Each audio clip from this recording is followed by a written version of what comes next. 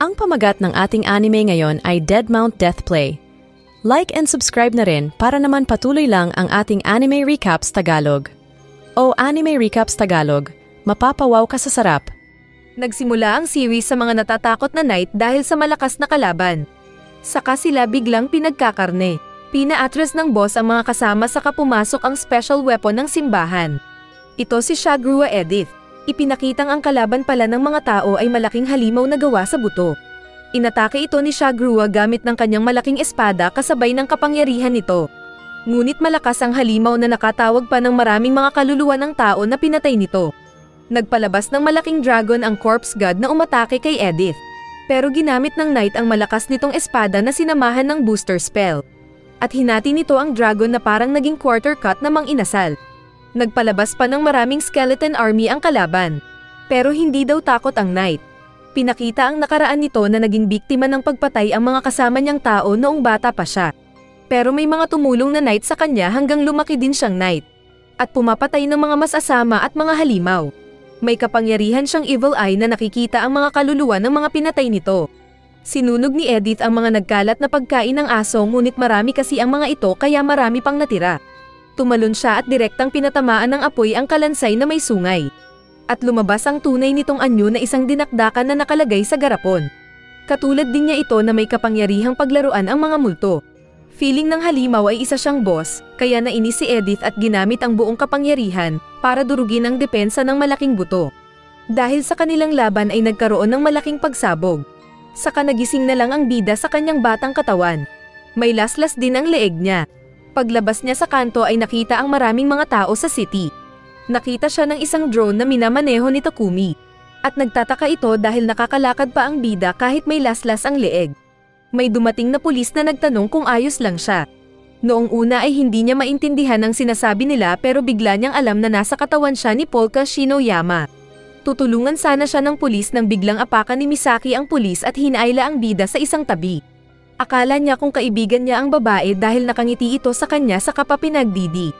Pero nagulat siya dahil manyak pala ito at nais siyang saktan kaya tumakbo ang bata. Naninibago siya sa bagong lugar dahil hindi niya kayang gumamit ng kapangyarihan. Akala niya ay ligtas na siya pero biglang nagpakita ang babae na muli siyang sinaktan. Natama ng paa niya ng kutsilyo pero nagawa niya itong itapon pabalik. Muli siyang sinundan ni Misaki na tinarget ng kutsilyo at nagkwento pa na maraming pinatay ang mga yakuza sa lugar na iyon. Nakita ng bida ang mga kaluluwa sa lugar at maging ang mga pinatay ng babae. Umatake si Misaki, pero nagalit ang bida na sinabing mahalaga ang mga kaluluwang ito dahil laruan niya ang mga ito. Saka nagpalabas siya ng malaking kalansay at sinaksak ang killer. Ang bida pala ay ang corpse god at pinakita sa kinaroroonan ni Edith na naramdaman ng knight na hindi pa niya natalo ng lubos ang kalaban na necromancer. Nagpasalamat ang Grim Reaper kay Misaki dahil dinala daw siya sa lugar kung saan marami siyang kapangyarihan. Dati daw mabait ang necromancer at nagkaroon pa siya ng mga kaibigan kahit na mukha siyang buto noon. Pero pinatay ito ng mga kawal ng simbahan dahil naging marumi daw. Kaya nagalit ang bida at pumatay siya ng madami at naghintay na may papatay sa kanya. Dumating nga si Edith pero bago siya mamamatay ay nirevive niya ang sarili sa ibang lugar. Nang hinayang ang bida dahil napatay niya ang babae na dapat sana ay pagtatanungan lang niya. Pinakita ang nakaraan ni Misaki na naging biktima ng murder ang ina nito. At nang lumaki siya ay naging killer din siya na walang awa sa mga pinapatay. At pinaghiganti niya ang pagkamatay ng ina. May pagkasinto-sinto din ang isip nito dahil hindi alam ang tama at mabuti. Binigay ng isang client si Polka Shinoyama na next target niya, kaya pinatay niya ito. Pero nang balikan niya para tuluyang tapusin ay siya ang namatay. Dumating si Lisa at mga kasama ni Misaki para tapusin ang target, pero nakita nila ang bida na binubuhay ni Polka. At hindi nila alam ang tungkol sa magic. Sumigaw ang isang kalbo kaya ginamit ni Polka ang magic at inapakan ito ng malaking skeleton. Nag-iisip ang magkabilang grupo nang nakarinig sila ng tunog ng bumbero. Nakita ni Lisa na may nasusunog na orphanage at nalaman din ito ni Polka. Nais nitong puntahan ang mga bata at iligtas ang mga ito. Kaya inutusan ni Lisa ang drone master na Takumi na samahan si Polka sa orphanage. Lumipad si Polka sa hangin gamit ang mga skeleton power nito sa kaagad na pumasok sa nasusunog. Gumawa ng mga skeleton yaya at binuhat ang mga bata palabas ng sunog. Kaso ay nakita ito ng maraming mga saksi. Mabilis din siyang bumalik sa kinaroroonan ng iba at doon ay nakita ng mga hindi makapaniwalang tao na muling nabuhay si Misaki bilang isang zombie. Nalaman ni Polka na maging ang mga bata sa lugar na iyon ay may kawawa at pera pa rin ang alam ng mga tao. Dahil nais ng bida ng kapayapaan ay sinabi ni Lisa na matutulungan niya ito sa bagong mundo. Nag-usap sina Takumi at Polka at sinabi ng corpse god na kailangan niyang makabawi sa mga kapamilya ng kinuha niyang katawan ni Polka. Nakausap daw nito ang multo ni Polka at nagpaalam na hiramin ang katawan ng bata. Saka yung multo ni Polka ay tumira sa nasirang drone ni Takumi. Naghanap ng pwedeng trabaho si corpse god at nasabi ni Misaki na maging hitman siya. Saktong may dumating na client na nagpatulong sa kanila at nagbigay ng trabaho. Ayaw sana ni Misaki pero tinanggap ni Polka kaya pumayag din siya. Kaya agad silang nagpunta sa target pero inambush sila ng mga fixer. Nagawang makalaban ni Misaki at may hagis ang mga kalaban. Pero binaril siya ng traidor nilang client na nais daw gumanti sa mga killer bida. Pero hindi alam ng siga na zombie si Misaki na muling tumayo at hinagis siya. Saka ginamit pa ni Polka ang power at tiniris ang kalaban na naihalo sa lupa. Samantala ay may dalawang lalaki na pumasok sa kanilang armory pero dugo ang nakita nila. Saka sila inatake ng isang kakaibang nilalang. Pinakita naman sina Lisa at ng kasama nitong babae na pinag-uusapan nila si Polka na madali lang daw manipulahin. Samantala sa isang bar ay kinalabit ni Tsubaki ang puwet ng isang waitress, kaya siya binugbog ng bouncer.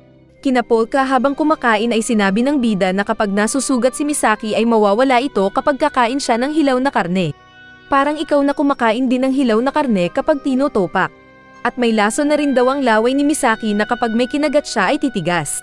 Kaya kinagat ng baliw na babae ang bida na hindi makagalaw. Samantala ay isang mami ang nakakita sa crime scene ng pinatay ni Polka.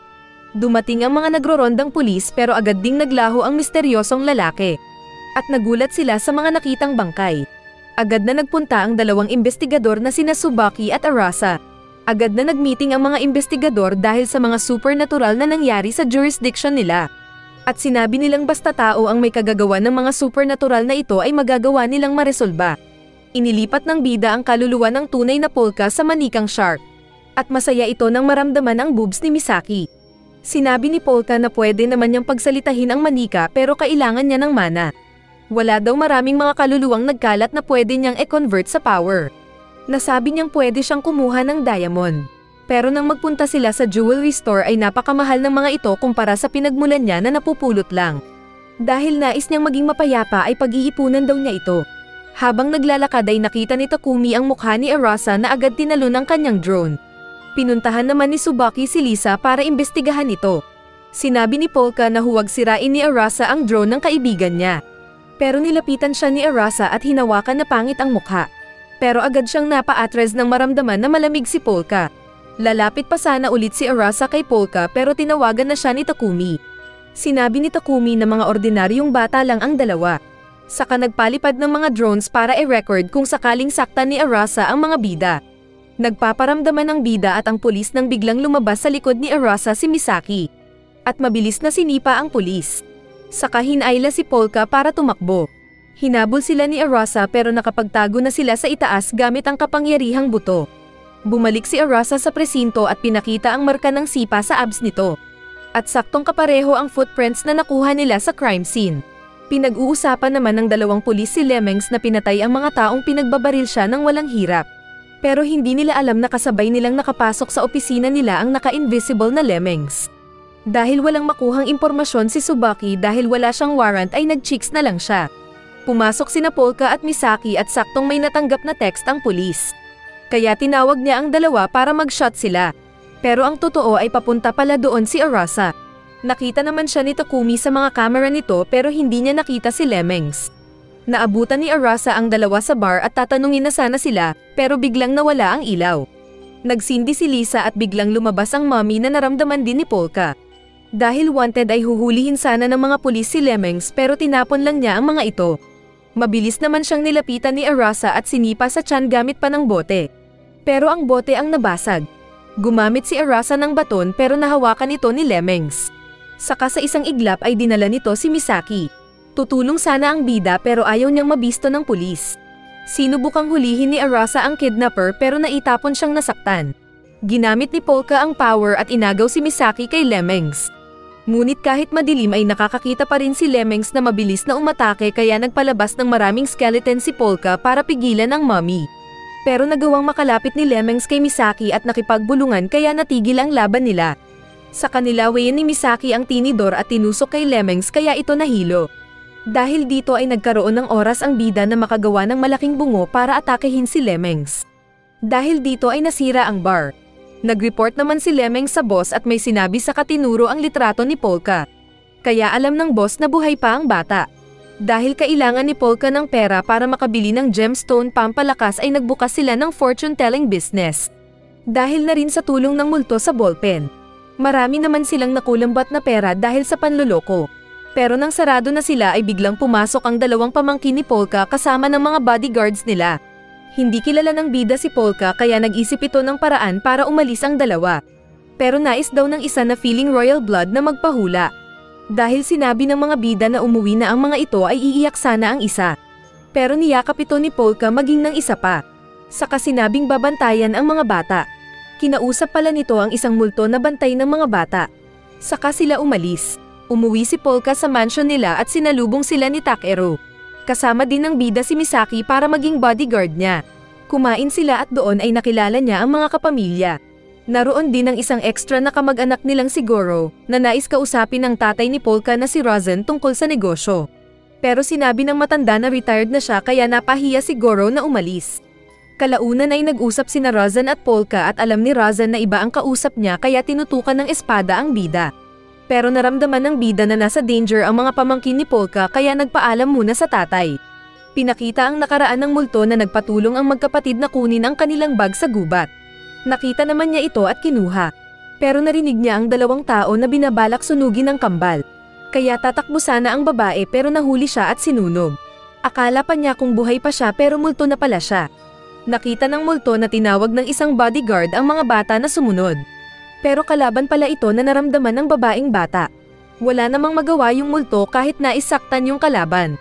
Pero bigla itong tinuhad ni Misaki. Kaya natanggal ang wig nito at isa pala itong Saitama fan. Pinaalis ni Misaki ang mga bata.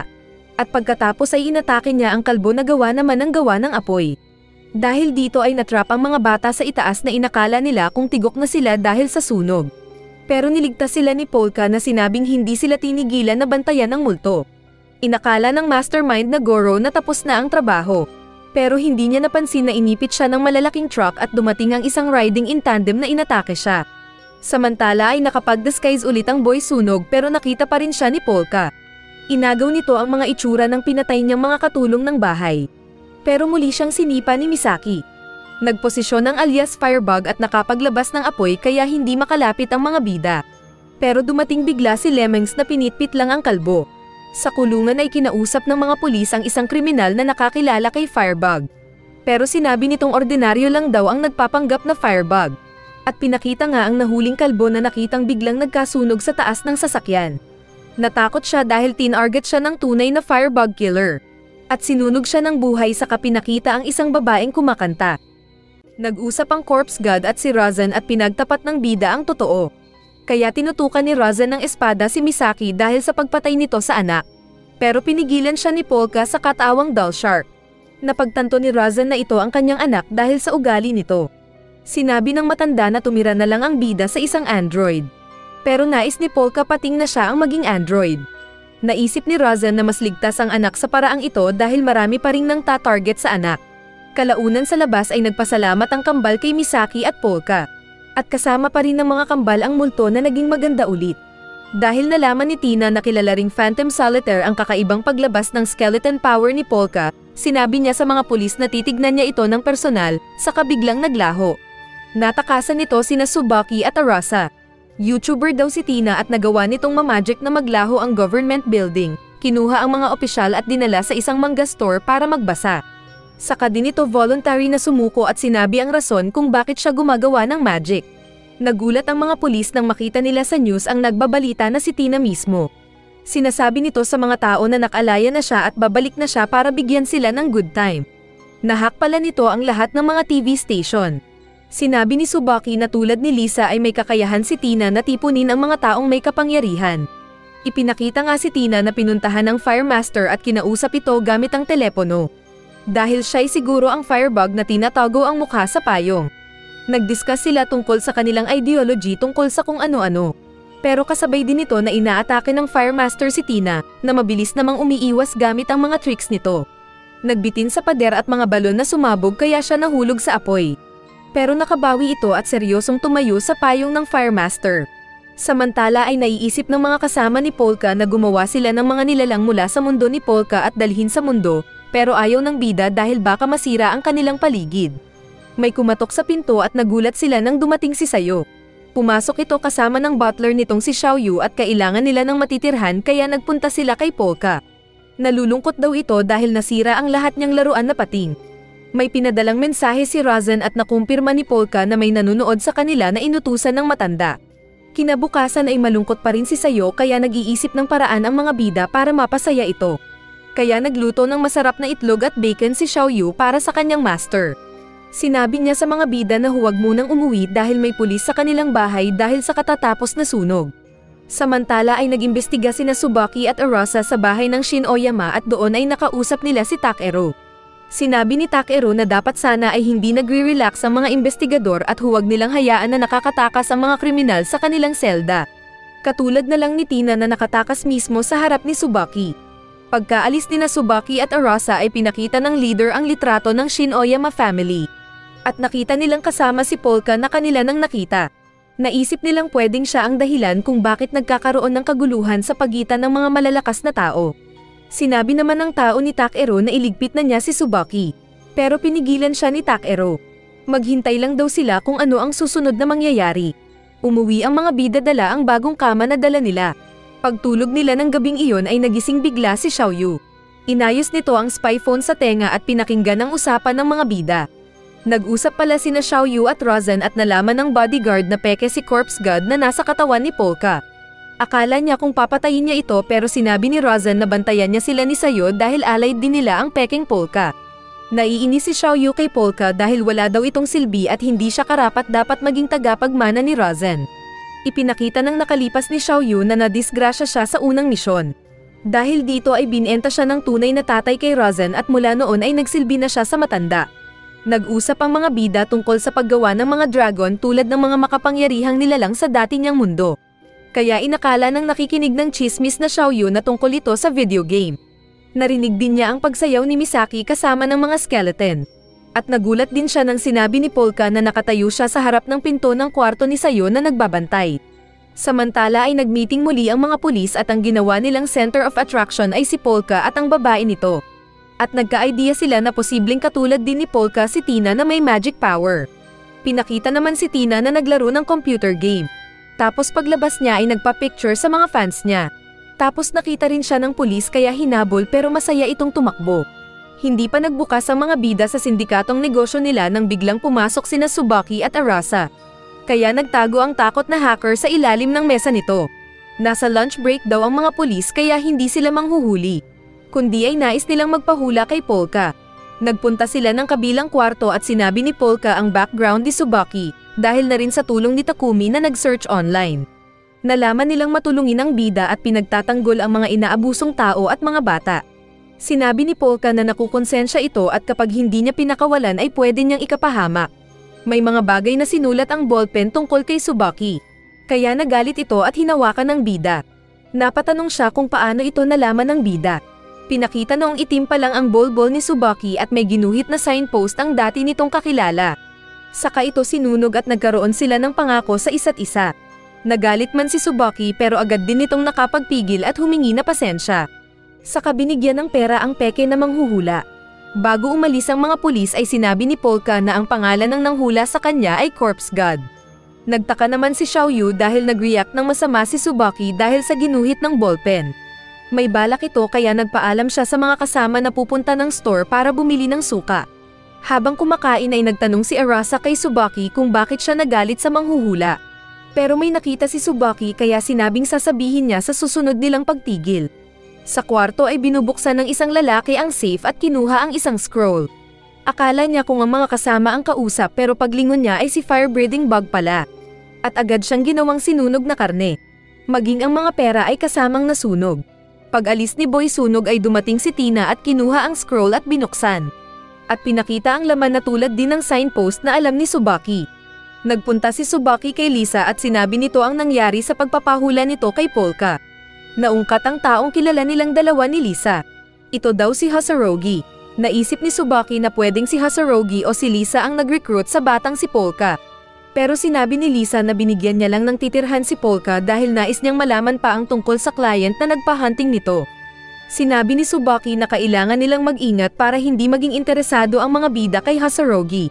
Pagkatapos ay agad ding umalis sina Tsubaki at Arasa. Sa kinaroroonan ng mga bida ay nalaman nila ang ballpen na ito pala si Hasurogi. Isa daw siyang internal affairs police na nag-iimbestiga ng mga corrupt na pulis. Pero namatay siya sa trabaho. May naisang ballpen na gawin ng mga pulis sa tulong ng mga bida para makamove on na daw siya. Samantala ay nagpanggap na bantay preso si Tina at binisita ang isang kriminal na nagngangalang Zack Kayden. Isa daw itong merchant na maraming koneksyon at makapangyarihan na hinuli ni Tsubaki para ikulong. Pero sa kulungan nito ay marami pa rin siyang paninda. Pero hindi siya nagpapautang kaya sorry na lang kung uutang ka. Binigay ni Tina ang signpost na nakulambat niya at nagtanong kung ano ito. Saka nag-slice ng apple gamit ang baraha at sinabi ang walang saysay na dahilan nito kung bakit baraha ang gamit niyang skill. Dahil low class at walang silbi daw ang rason ni Tina ay bagsak siya sa negosyo ni Zack Kayden. Sinabi ni Zack Kayden ang ilang bagay tungkol sa signpost. Pero para sabihin niya lahat ay kailangan daw niya ng kapalit na impormasyon na maibibigay ni Tina. Narinig ng mga bida si Tina sa radyo at sinabi nito ang maraming airship balloon sa kalangitan. Nagulat ang bida nang makita ang marka na nasa balon. Ito pala yung dating bandila ng Fallen Empire nila noon. Sa usapan ni Tina at Zack Kayden ay sinisingil ng merchant ang sugarol ng 3 trillion kapalit ng impormasyon tungkol sa emblem. Napakamot si Tina dahil napakamahal nito. Kaya sinabi ni Zack Kayden na depende daw sa status ng kanilang client ang pagsingil nila ng halaga.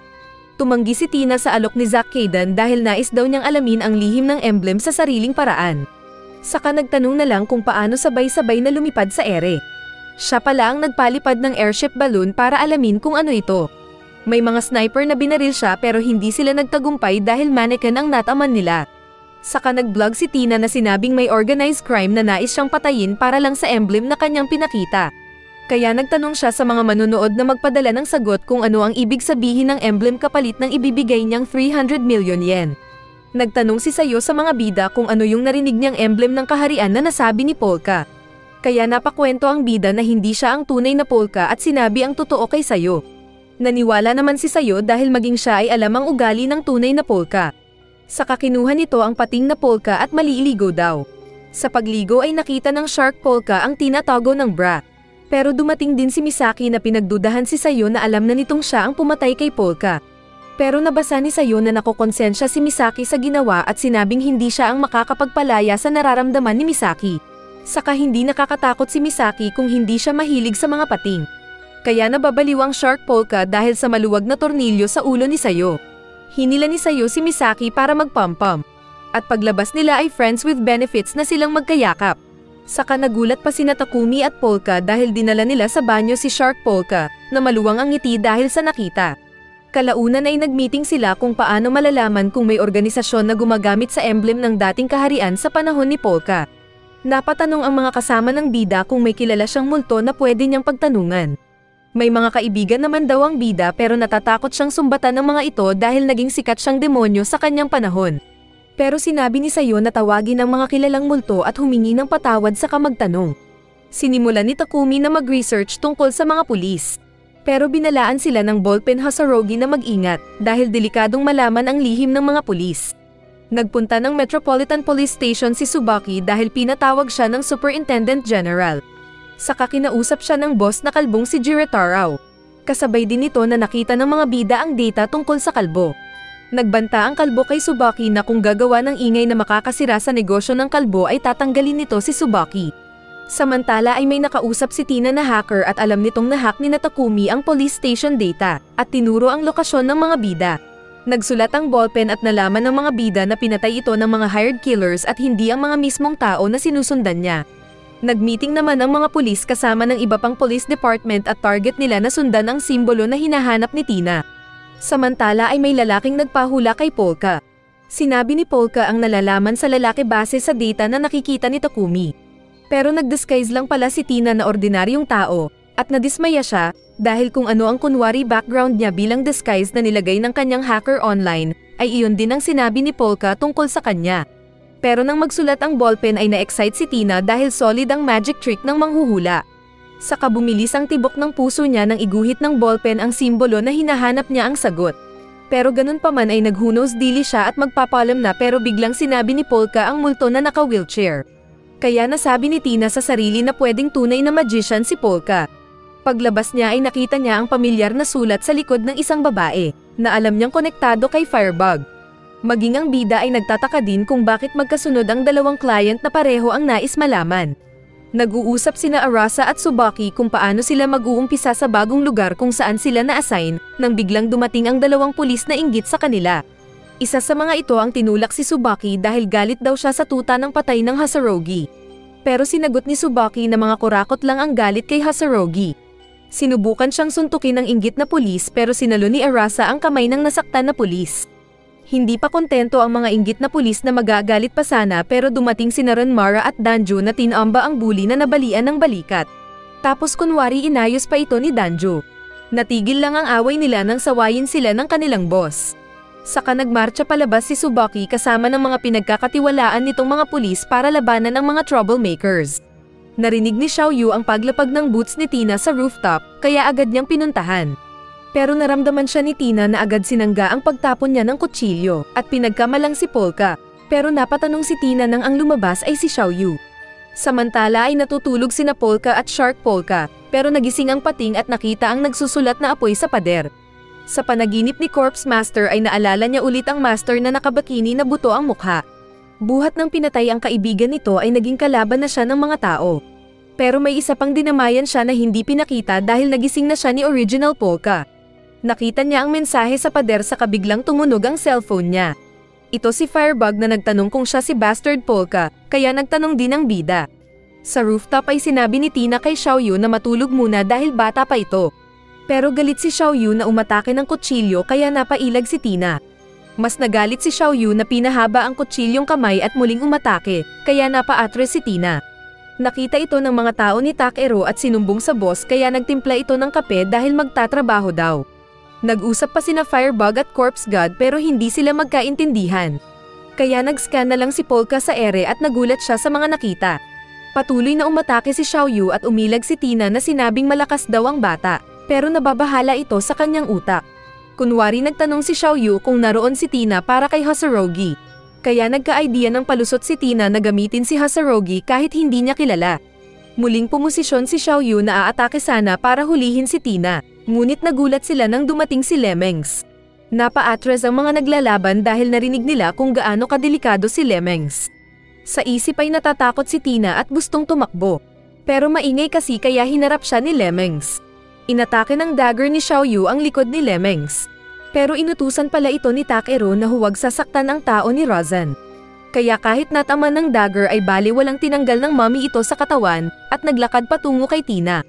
Dahil nabaliwala ay inis na tinalian ni Xiaoyu si Lemings gamit ng kutsilyong daliri sa kakinuryente. Pero hindi natabla ng mommy at sinira ang tali. Mabilis na nakailag si Tina na umatras at pasimpleng sinabi sa mga kaharap na maupo sila at mag-usap ng masinsinan. Tinawag pa nitong kaibigan si Xiaoyu, pero naisip ni Xiaoyu na labanan silang dalawa. Samantala ay nilapitan naman nina Danjo at Renmara ang babaeng kasama ni Firebug. At nagtanong sila dahil kainahinala daw ang isang batang babae na nakakapote sa madaling araw na walang ulan. Naramdaman ni Corpse Master ang presensya ni Lemeng sa taas at ang pagkatakot ng mga tao sa paligid na naroon din. Kasabay ng pag-hang up ng kausap nito sa telepono. Kaya alam ng bida na nasa paligid lang ang caller at hindi niya hahayaan na malagay sa panganib ang mga kasama. Kaya naghanda siya para sa depensa at nagpalabas ng mga magic spell sa paligid. Lumapit ang babae sa mga pulis at sinabing hinahanap nila ang aso nilang nawawala. Saka dumating ang kasama nito na nagkunwaring tatay niya, saka sila nagpaalam sa mga pulis. Pero nakikita ito ng bida gamit ang nagkalat na mata. At nakilala nito ang dating naging client sa panghuhula. Pinalawak pa niya ang scope ng power para mas makita ang paligid, kaya naramdaman ng mga tao na lumamig ang paligid. Nais ng bida na unahin ang nasa itaas at tulungan si Xiaoyu. Ginamit ni Polka ang invisible hands na kapangyarihan na agad din naramdaman ng mga nasa itaas. Nagtapon si Tina ng baraha kay Lemings at nasira ang baraha ng hindi nakikita. Lalapit sana si Lemings kay Tina pero sinasaktan ito ng invisible hands ni Corpse Master. Napagtanto ni Tina na ang target lang ng invisible hands ay silang dalawa ni Lemings. Kaya nagtapon ito ng smokescreen bomb sa kamabilis na naglambitin sa balon nito. Ngunit nagulat siya sa nakitang mga kamay ni Corpse Master. Nakita rin ito sa video ni Takero. Mabilis na inatake ni Corpse Master si Lemings na mabilis ding nakakailag. Kaya binalak nitong si Tina na tumatakas na lang ang hulihin. Pero maging ito ay nagawang makatakas. Nagpaalam si Tina kay Corpse Master, pero nagulat siya nang muntik siyang masakal ni Lemings, na nahulog din. Dahil wala na ang mga kalaban ay tumigil si Corpse Master sa pagmagic. Ngunit naging trending ang video ng mga kamay niya sa ere, at nagchat ang mga boss na mas mataas pa sa gobyerno na kunin ang kapangyarihan at kontrolin ito. Saka nagmeeting ang ilang misteryosong karakter na pinapanood ang viral video ng power ng bida. At natapos ang series.